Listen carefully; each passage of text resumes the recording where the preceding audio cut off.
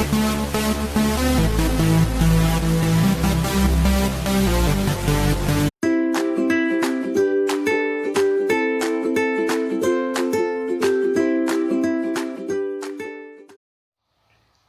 mathematics students, in today's class, let us learn about to solve the problems of inverse proportions. Before that, let us know the basics of some inverse proportion. So what are the basics of inverse proportion? In the last class I have already explained, but still I will remind you once again about the inverse proportion. So in two quantities, whenever an increase in one causes a proportionate decrease in the, so one increase and other decrease, then the two quantities are said to be in inverse proportion. So here it is just a definition of inverse proportion. How you explain a inverse proportion? So inverse proportion, whenever an increase in one quantity will decrease the another value of another quantity. So what are the examples of this particular inverse proportion? So speed and travel time. If you go by a speed of, or if you move by a speed of 60 km per hour, if you move by a speed of 60 km per hour, if you reach the destination in 1 hour, if you increase the speed by 120 km per hour, then you will reach the destination in half an hour. If you reach by the speed of 60 km per hour in 1 hour, then within half an hour you can reach by a speed of 120 km per hour. So as the speed is increased here, travel time will be increased. Next, working days and number of workers. If you appoint 10 workers to finish a work in 5 days, if you appoint 20 workers, they will finish the work in 2.5 days. In the same way, volume and pressure. As the volume of a gas is increased, then the pressure will be decreased. As the pressure is increased, then the volume will be decreased. So this is vice versa. And inverse proportion says about if one quantity is increased, then the other quantity will be decreased. Number of teeth and rotating speed. In a gear, I think most of you know the gear principle. So in this gear principle, as the number of teeth increases, then the diameter of that gear will be increased, and the rotating speed will be automatically decreased. As the gear becomes bigger, then the rotating speed will be smaller, like that. Diameter of the wheel and the RPM. RPM means revolutions per minute. Revolution per minute, how many revolutions are, that is called as RPM. As the diameter of the wheel increases, then the RPM will be decreased. So while solving the problem, you will come across you can understand what actually this inverse proportion is. The first problem, let me tell you about the RPM and diameter of pulley. The first problem is RPM of a pulley of diameter 60 cm is 2400. Revolutions per minute of 60 cm diameter pulley is 2400. And what is the RPM of the wheel of dia 20 cm? See here, the diameter of the pulley in the beginning was 60 cm, Now you are using 20 centimeter diameter, means there is a difference, that is here is a big diameter, here is small diameter wheel. So as the diameter of the wheel is increased, then the RPM should also be decreased. If here the diameter of the wheel is decreased, therefore the answer should be more than 2400. So this is the concept. Here diameter of the wheel, 60 centimeter diameter wheel has got a RPM of 2400. 20 centimeter diameter, let it be X. So how to solve this problem? Normally you have to, there are two methods. In the direct proportion, I have told you that we were multiplying cross. Here you have to multiply by straight multiplication. First method I am telling you, 60 centimeter into 2400 divided by 20 centimeter. So this is straight multiplication. In case of direct proportion, you were multiplying cross, here you are multiplying statement, that is 60 into 2400 divided by 20 centimeter. See, 60 into, so diameter, for diameter 60,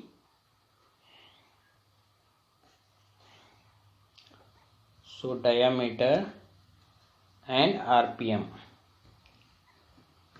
diameter and RPM. See, diameter for 60 RPM, for 60 dia you are having a RPM of 2400. For 20 RPM X, I have told you about straight multiplication, that is 60 into 2400 divided by 20.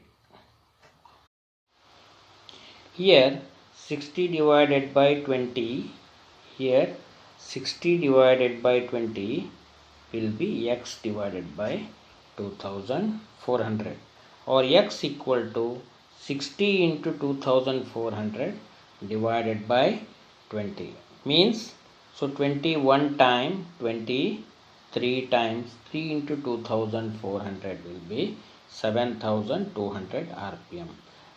Now you have got the correct answer, because for 60 you were having an RPM of 2400. For 20 diameter, your RPM has been automatically increased 3 times, that is 7200 RPM.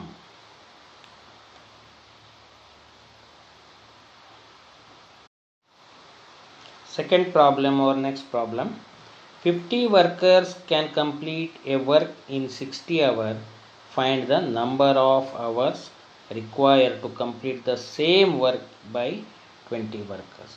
50 workers can complete a work in 60 hours. So 20 workers, here less workers, therefore more time should be your answer. 50 workers can complete in 60 hours and 20 workers can complete in how many hours? This is the question. So number of workers in one column, hours another column, 50, 60, 20, X is unknown. So here also you can do the straight multiplication, 50 into 60 divided by 20. 50 into 60, 50 workers, 60 hours, 20 workers, X hours, or how many hours. So you can take the fraction here, 50 divided by 20 equal to X divided by 60. See, 50 divided by 20 equal to X divided by 60, or 50 into 60 divided by 20 will be the answer. So 0 cancels here, 0 cancels, 300 divided by 2 will be 150 hours, 150 hours. So next problem,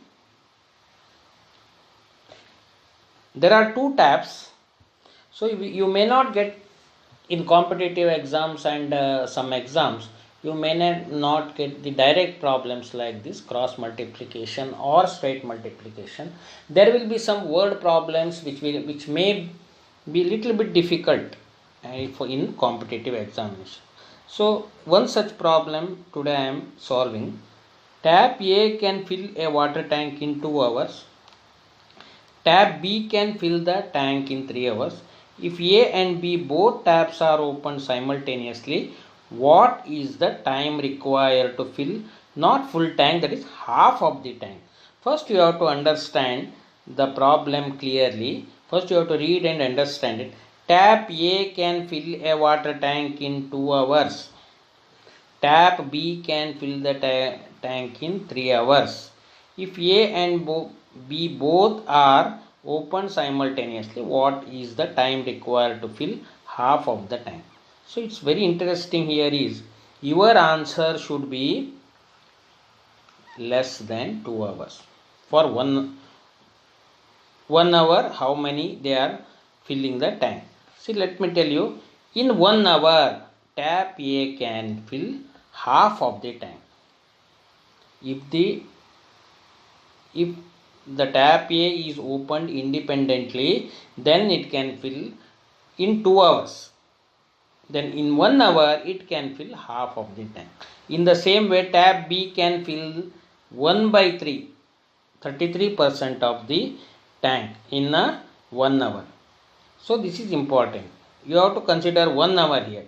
If they are opened simultaneously in 1 hour, how much tank is filled? Means 1 by 2 plus 1 by 3, 5 by 6 of the tank is filled. If you divide the tank into 6 parts like this, out of 6 parts, 5 by 6 of the tank will be filled if they are opened simultaneously. Then to fill the full tank, what is the time required? 6 by 5. You have to take the inverse of that. That is, in 1 hour, 5 by 6 of the tank is filled. To take full tank, how many hours are there? Is 6 by 5 he has. This will become 6 by 5 hours. But question is not that. What is the time required to fill not full tank, that is half of the tank? Here you have to read the question carefully. Half of the tank means to fill the full tank you will take 6 by 5 hours. Then for half of the tank you have to multiply this one by half, that is 3 by 5 hours is the answer. So one more tricky problem here. A can do a piece of work in 10 days. A can do independently, he can do a work in 10 days, and B can do it in 12 days, and C can do it in 15 days. So A is faster than B, and B is C is slower than B and A. Here, as A is fastest and B is medium and C is slower worker. If all work together, in how many days they will finish? Means your answer should be less than 10 here, because all are working at a time. So as the number of men are increased in the principle of this inverse proportion, then the number of days will be automatically decreased. In one day, A can complete 1 by 10 of the work. B can complete 1 by 12 of the work in one day, and C can complete 1 by 15 of the work. A can complete 1 by 10 of the work, B can complete 1 by 12 of the work, C can complete 1 by 15. If all they work together, then in one day how much work is completed? That is 1 by A plus 1 by B plus 1 by C. That is 1 by 10 plus 1 by 12 plus 1 by 15. So this much of work is completed. in one day. So then what is, you have to take the LCM here. For 10, 12 and 15 you are getting an LCM of 60. You are getting an LCM of 60 here. So how to become 60, you have to multiply this one by 6, this one by 5 and this one by 4. Therefore it becomes 6 plus 5 plus 4. So 6 plus 5, 11 plus 4 will be 15, and in the denominator the LCM is 60 here. Then 15 divided by 60 will be 1 by 4. So in one day, if they all work together, 1 by 4 of the work is done. 1 by 4 of the work is done. In how many days they can complete the full work? Then if 1 by 4 of the work done in one day, 1 by 4 of the work is done, therefore number of days required to finish the work will be 4 days. Within 4 days they can finish the work. So this is the how to solve inverse proportion problems. First you have to understand whether the problem belongs to direct proportion or inverse proportion. In case of direct proportion, you have to make cross multiplication, and in case of inverse proportion you have to make straight multiplications. Some word problems cannot be solved by straight multiplication or cross multiplication, but here you have to consider the 1 day work or unit work or unit in the problem. You have to consider the unit in the problem, then only you can solve some complicated word problems. Thank you.